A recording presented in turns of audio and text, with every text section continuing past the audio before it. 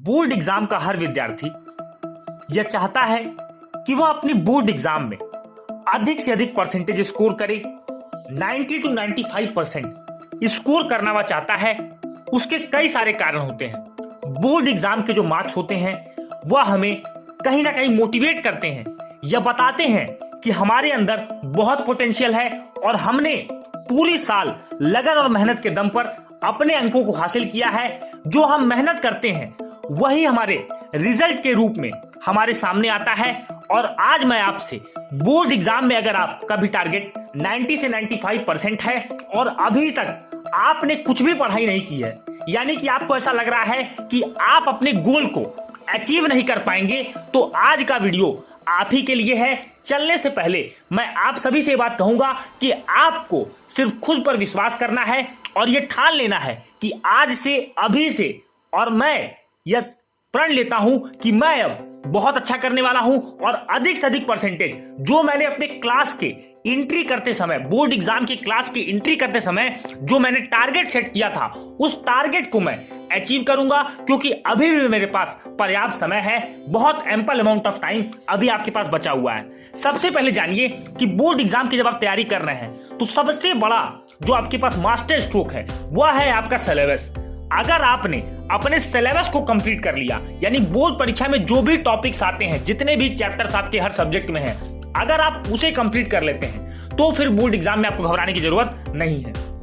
तो अपना पहला टारगेट बनाइए कि आज से पहले एक पेन और पेपर लेकर के बैठिए। इस वीडियो को अगर आप पेन और पेपर लेकर के बैठते हैं, देखते हैं, तभी आपको कुछ फायदा होने वाला है। अदरवाइज मैं बोलता जाऊंगा, आप चीजों को भूलते चले जाएंगे, कोई भी फायदा आपको नहीं होगा और तरह तरह के वीडियो ब्राउज करते रह जाएंगे। सबसे पहले आपको एक पेन और पेपर लेना है। आपको यह देखना है कि आपने अभी तक, यानी आज के दिन तक, कितने टॉपिक्स ऐसे हैं जो आपने कवर कर लिए और जो आपको लगता है कि बोर्ड एग्जाम में अगर इससे क्वेश्चन आएगा तो मैं इस टॉपिक के अंदर इस क्वेश्चंस को मैं कर पाऊंगा। ये आपको पहले चेक करना है। मैं यह मानता हूं कि आपने 20 से 30% सिलेबस जरूर कवर किया होगा। अगर आप एक बहुत एवरेज स्टूडेंट भी हैं तब भी आपने 10 to 15% सिलेबस जरूर कंप्लीट किया है। सबसे पहले आप उन टॉपिक्स की लिस्ट बना लीजिए जिसको आपने कंप्लीट कर लिया है और इसके बाद आप उन टॉपिक्स पर टेस्टिंग दीजिए, यानी कि आप उन टॉपिक्स पर 1 से 2 दिन का टाइम लेकर के टेस्ट लीजिए। देखिए कि क्या आप प्रीवियस ईयर क्वेश्चन पेपर जो बोर्ड में पूछे गए हैं या जो मॉडल पेपर, सैंपल पेपर्स आ रहे हैं, क्या उनके क्वेश्चंस को आप कर पा रहे हैं या नहीं। और जो भी बुक के एक्सरसाइज से क्वेश्चन है, जो आपने चैप्टर कंप्लीट कर लिया है, क्या आप देखिए कि आप एनसीईआरटी के क्वेश्चंस बना पा रहे हैं या नहीं, या आपके पास कोई भी रेफरेंस बुक है तो उससे चेक करिए कि जो टॉपिक्स आपने अंडरस्टैंड किया है, क्या उनके क्वेश्चंस को आप सॉल्व करने के लिए तैयार हैं या नहीं। दूसरा काम आपको करना है कि अब आपको रिमेनिंग टॉपिक्स की लिस्ट बनानी है। जो आपके टॉपिक्स रिमेनिंग है, जो टॉपिक्स आपके बचे हुए हैं, अब आपको यह देखना है कि आपके पास यहां पर 4 से 5 महीने बचे हैं। आपका टारगेट होना चाहिए कि हर हाल में मैं जनवरी मिड तक, यानी 15 जनवरी तक मैं किसी भी तरह से अपने सिलेबस को कंप्लीट कर लूंगा। यानी कि मुझे अब बहुत ज्यादा समय नहीं देना है, क्योंकि बहुत सारे बोर्ड के एग्जाम्स फरवरी के सेकेंड वीक, फर्स्ट वीक से स्टार्ट हो जाते हैं और बहुत सारे बोर्ड एग्जाम्स मार्च में स्टार्ट होते हैं। तो जनवरी 15 यानी मिड जन तक सभी के पास टाइम होता है। आपको यह काम करना है कि मुझे किसी भी हाल में दिसंबर लास्ट तक, यानी जनवरी मिड तक भी तो अपने सिलेबस को कंप्लीट करना है और उन्हें टॉपिक्स को कंप्लीट करना है जो अब मेरे रिमेनिंग बचे हुए हैं। इससे होगा क्या कि जब आप एक बार पूरी बार सिलेबस कंप्लीट कर लोगे तो आपको यह कॉन्फिडेंस होगा कि मैंने अपनी पढ़ाई पूरी कर ली। इस सिलेबस कंप्लीट करने के बाद आपको 2 चीजें ध्यान रखनी है। पहला, प्रिपेयर सेल्फ नोट्स। देखिए, आप बोर्ड एग्जाम के स्टूडेंट हैं तो आपके पास इतनी एबिलिटी जरूर होगी कि आप अपनी चीजों को अपने शब्दों में लिख पाते होंगे। इसीलिए मैं आपको बार बार कहता हूं कि सेल्फ नोट्स अपने हर सब्जेक्ट के बनाइए, चाहे वह इंग्लिश हो, मैथमेटिक्स हो, फिजिक्स हो, केमिस्ट्री हो, कोई भी सब्जेक्ट हो। सेल्फ नोट्स जो होते हैं वो हमारा सेल्फ असेसमेंट होता है। सेल्फ नॉलेज जो हम गेन करते हैं अपने टीचर्स के द्वारा दिया हुआ, हम जो रीड करके गेन करते हैं, वही हमारे सेल्फ नोट्स बताते हैं कि हमें किसी टॉपिक की कितनी अंडरस्टैंडिंग है। तो आपको अपने हर सब्जेक्ट के लिए सेल्फ नोट्स को प्रिपेयर करना है। यही सेल्फ नोट्स आपको आपके एग्जाम में एज दिलाएंगे। इन्हीं सेल्फ नोट्स के दम पर आप अपने एग्जाम में सफल हो पाएंगे। सबसे पहले सेल्फ नोट्स अगर आप प्रिपेयर कर रहे हैं तो नोट्स में कुछ बातें ध्यान रखिए। Notes should be short, concise, accurate to the point. आपको काम यही करने हैं 3 से 4 जो मैंने आपको बताए। आपके जो नोट्स होंगे बहुत शॉर्ट होंगे, साथ ही साथ टू द पॉइंट होंगे, इधर उधर की चीजें आपको नहीं लिखनी। और नोट्स हमेशा तभी प्रिपेयर करिएगा जब आप चैप्टर को पढ़ लें, अपने टीचर्स के नोट्स को भी आप पढ़ लें, उनसे भी क्रक्स निकाल करके जो आपको समझ में आता है वही आपको अपने नोट्स में लिखना है, क्योंकि वही चीजें आपको एग्जाम में याद रहती हैं जो आप खुद से तैयार करते हो, खुद से आप जो पढ़ कर जाते हो। कितना भी आपको टीचर अच्छा मिल जाए, कोई भी कितना अच्छा पढ़ा ले, आपको वो चीजें कभी याद नहीं रहेंगी जो आपने खुद से मेहनत करके जनरेट की है, खुद से आपने लिखा है उस चीज को। अगली बात ध्यान रखिए, जैसे कि मैंने आपको बताया कि मिड जन तक आप अगर अपना सिलेबस कंप्लीट करना चाहते हैं तो आपको कोशिश ये करनी है कि आपको रिवीजन भी करना है। बिल्कुल, देखिए ह्यूमन ब्रेन है, ह्यूमन माइंड है, हम जो भी चीज याद करते हैं उस चीज को हम जरूर भूलते हैं, लेकिन उस चीज को मेंटेन रखना, रिटेन रखना एक स्टूडेंट का कर्तव्य होता है। और इसीलिए आप कोई भी चीज जब पढ़ते हैं तो आपको कहा जाता है कि आप रिवीजन पर ज्यादा फोकस करिए। जैसे आपने कोई भी टॉपिक पढ़ा, उस टॉपिक का रिवीजन जरूर करिए। रिवीजन से फायदा ये आपको ये होता है कि आप जो भी टॉपिक पढ़ते हैं वो टॉपिक आपको याद रहता है। साथ ही साथ जब आप नया टॉपिक स्टार्ट करते हैं तो आपको ये चिंता नहीं रहती कि मेरे पुराने चैप्टर्स भूल जाते हैं। जनरली हम लोग क्या करते हैं, लगातार मैंने आपको कहा सिलेबस कंप्लीट करिए, तो हम सारे चैप्टर उठा करके जितने भी फिजिक्स, केमिस्ट्री, बायोलॉजी, अकाउंटेंसी, सारे चैप्टर्स को हम पढ़ने लगते हैं। सब चैप्टर्स को हम पढ़ने लगते हैं और बाद में जाके देखते हैं कि मेरा सिलेबस तो कंप्लीट है पर मुझे याद नहीं है, रिटेन मैं नहीं कर पा रहा हूं। तो ये गलती आपको नहीं करनी है। रिवीजन आपको जरूर करना है और ये मस्ट है। अब जितने भी थ्योरेटिकल सब्जेक्ट्स हैं, न्यूमेरिकल सब्जेक्ट्स हैं, उनके रिवीजन लगातार करिए। आप जब रिवीजन करोगे तो यही आपको बेनिफिट करेंगे और यही आपको अपने एग्जाम में एज दिलाएंगे। अगली बात ध्यान रखिए, एग्जाम वाइज स्ट्रेटेजी बनाइए। बहुत सारे बच्चे बोर्ड परीक्षा में गलती करते हैं कि अपने हाफ ईयरली एग्जाम्स, अपने प्री बोर्ड एग्जाम को सीरियसली नहीं देते। वो यह सोच के चलते हैं कि अल्टीमेट तो मुझे बोर्ड में देना है, बोर्ड में स्कोर करना नहीं। आपको हर एग्जाम उस एग्जाम की तरह देना है जैसे आपको लगे कि आप नॉकआउट मैच खेलते हो।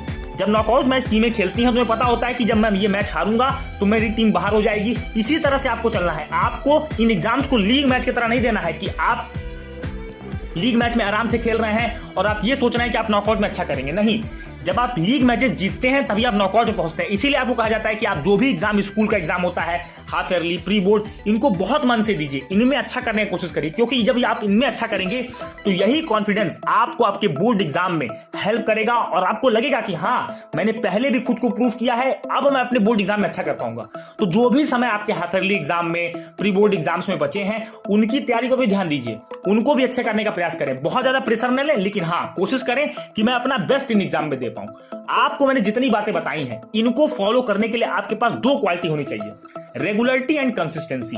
देखिए, बोर्ड एग्जाम में जितने भी टॉपर निकलेंगे, चाहे वो किसी भी साल के हो, आपको हर बार वो बोलते हैं कि मैंने रेगुलर जरूर पढ़ाई की, कंसिस्टेंट मैं रहा, इसीलिए मेरा स्कोर इतना अच्छा आया। तो आपको भी अपने अंदर ये 2 क्वालिटी डालनी है, 2 ट्रेट आपको अपने अंदर रखना है, कंसिस्टेंसी और रेगुलरिटी।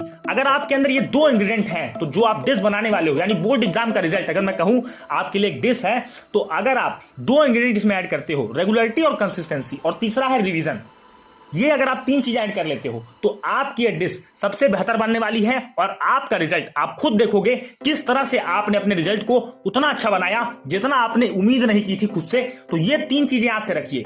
आप रोज पढ़ने का प्रयास करें। मैं ये नहीं कहता कि आप 8 से 10 घंटे पढ़ें, लेकिन 4 से 5 घंटे, 3 घंटे, 3.5 घंटे, 4 घंटे डेली पढ़ने का प्रयास करें। जब आप डेली पढ़ते हो तो आपको अपने गोल के प्रति और लगाव होता है, और जब आपको अपने गोल के प्रति और लगाव और प्यार आपका बढ़ेगा तो निश्चित रूप से आपका बेस्ट से बेस्ट एफर्ट निकल के आएगा। मैं आपसे यही कहूंगा कि एवरेज का टैग हटाइए, डल का टैग हटाइए, आप अपने आप को चैलेंज करिए और यही चैलेंज अपने बोर्ड एग्जाम में नंबर ला करके, मार्क्स ला करके खुद को प्रूव करिए, क्योंकि हर इंसान को मौका मिलता है, उस मौके का फायदा उठाना हमें आना चाहिए। अगर हम उठाते हैं तो हम अपना नाम बना लेते हैं, और नहीं उठा पाते तो फिर हमें कोई पूछने वाला नहीं होता। तो ये चीज आपको ध्यान रखनी है। अगली बात देखिए, बोर्ड एग्जाम की तैयारी करेंगे, नर्वस हैं, बहुत सारे आपको मटेरियल्स आते हैं मार्केट में, उनके चक्कर में मत पड़िए। मल्टीपल रिसोर्स को मत यूज करिए। मल्टीपल रिसोर्स का कहने का मतलब आप सिर्फ अपनी NCERT, previous year question paper, और अगर आपका मन हो तो कोई एक मॉडल पेपर, और एक मॉडल पेपर जो आपका बोर्ड निकालता है, उन्हीं को प्रैक्टिस करें। बस सबसे पहले अपनी कोर बुक को खत्म कीजिए। अगर एनसीईआरटी आप क्या चलती है, आप किसी भी स्टेट बोर्ड में हो, जो भी आपकी बोर्ड की तरह बुक चलाई जाती है, पहले उसे A to Z कंप्लीट करिए, रिवाइज करिए, उसे रखिए। उसके बाद आप जाइए PYQs पे, प्रीवियस ईयर क्वेश्चन पेपर पे, और जो बोर्ड एग्जाम में मॉडल पेपर आता है उसको निकालिए, उसे सॉल्व करिए। इतना अगर आप कर रहे हैं तो बोर्ड एग्जाम में आपको सफल होने से कोई भी नहीं रोक पाएगा। अगली चीज जो आपको ध्यान देनी है वो है हैंड राइटिंग। देखिए अपनी हैंड राइटिंग बहुत ज्यादा फोकस करिए, क्योंकि बोर्ड एग्जाम में जो आपकी कॉपी होती है वो आपका मिरर होती है, यानी एग्जामिनर उसके अंदर से झांक करके देख लेता है कि बच्चा कितना टैलेंटेड है, कितना उसने मेहनत की है, कितना उसे आता है। तो आपकी हैंडराइटिंग बहुत मैटर करती है, इसलिए अपनी हैंडराइटिंग पर बहुत ज्यादा फोकस करिएगा।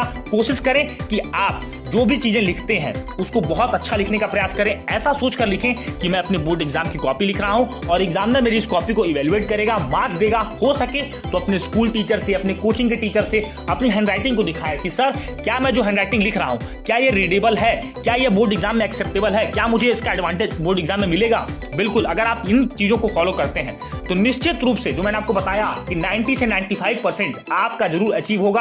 अपने गोल को लिख करके सामने रख दीजिए और उस गोल के लिए इन बातों का ध्यान रखिए। उम्मीद है कि यह वीडियो आपको गाइड करने में सफल रहा होगा और बोर्ड एग्जाम के लिए एक प्रॉपर स्ट्रेटेजी, प्रॉपर प्लानिंग और प्रॉपर एग्जीक्यूशन के लिए आपको प्रेरणा दे पाया होगा। अगर आपको वीडियो अच्छा लगा तो वीडियो को लाइक करें। अगर आप चैनल पर पहली बार आ रहे हैं तो आपके अपने परिवार एपीएन क्लासेस को जरूर सब्सक्राइब करें और हमारी इस जर्नी में जुड़े। मिलेंगे अपने अगले वीडियो में, तब तक के लिए जय हिंद, वंदे मातरम।